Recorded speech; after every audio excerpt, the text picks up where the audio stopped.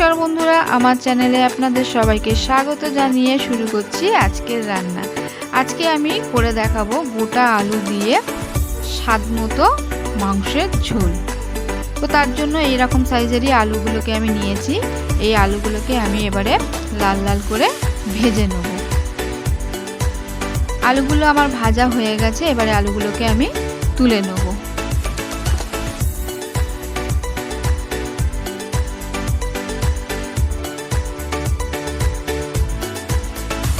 আলুগুলো তোলা হয়ে গেছে, এবারে আমি মাংসটাকে শুধু জল দিয়ে ধুয়ে রেখেছিলাম। এবারে মাংসটাকেও আমি হালকা করে একটু ভেজে নেব। মাংসের যে একটা আষ্টানি গন্ধ থাকে সেইটা বেরিয়ে যাবে এবং খেতেও খুব স্বাদ হয়।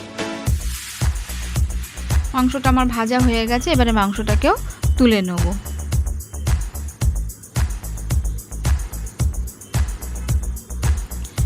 এবারে ওই গরম তেলের মধ্যে আমি কিছু গোটা গরম মশলা দেব, যেমন এলাচ, দারচিনি, লবঙ্গ আর একটা তেজপাতা।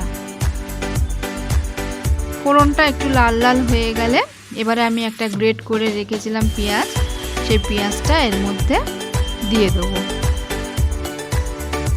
পেঁয়াজটাকে দিয়ে আমি ভালো করে একটু লাল লাল করে ভেজে নেব। ভাজা ভাজা হয়ে গেছে, এবার এখানে আমি 1 চামচ আদা, 1 চামচ রসুন এটাকে দিয়ে একটু ভালো করে কষিয়ে নিয়েছি।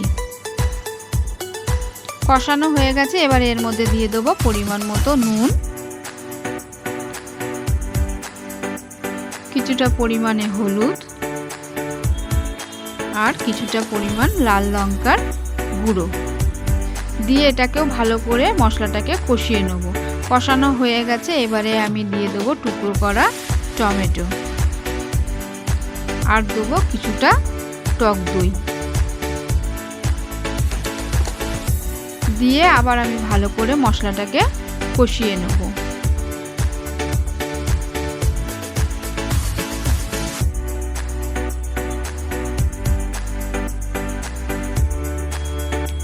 মশলাটা কষানো হয়ে গেছে, এবারে আমি এর মধ্যে যে ভেজে রেখেছিলাম মাংসগুলো তার মধ্যে দিয়ে দেব।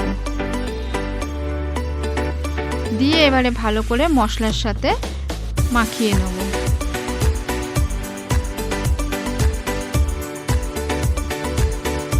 মশলার সাথে আমার মাখানো হয়ে গেছে, এবারে আমি যে আলুগুলো ভেজে রেখেছি সেটা এবারে এর মধ্যে দিয়ে দেব। দিয়ে ভালো করে এবারে মশলার সাথে মাখিয়ে নেব।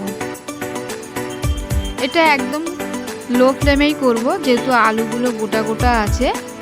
এর মধ্যে এবারে দিয়ে দেবো 1 চামচ কাঁচা লঙ্কা বাটা।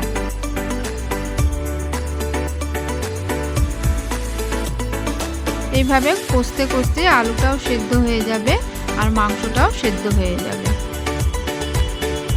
এইভাবে আস্তে আস্তে করে কষতে থাকবে। মাংসর থেকে একটা সুন্দর গন্ধ বেরিয়েছে। মাংসটা আমার কষানো হয়ে গেছে, আমি এবারে এদিকে একটা পাত্রের মধ্যে জল নিয়ে নিয়েছি। জলটাকে এবার একটু খানিকটা গরম করে নেব। এবারে যে মাংসটা কষিয়ে রেখেছি সেই কষানো মাংসের মধ্যে এবারে গরম জলটা দিয়ে দেবো।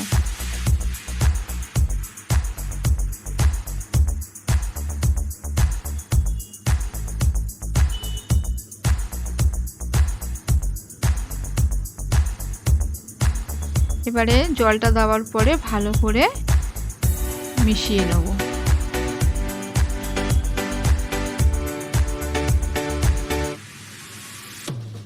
এবার ঝোলটা ফুটতে সময় দেব। এই আমার ঝোল ফুটে উঠেছে।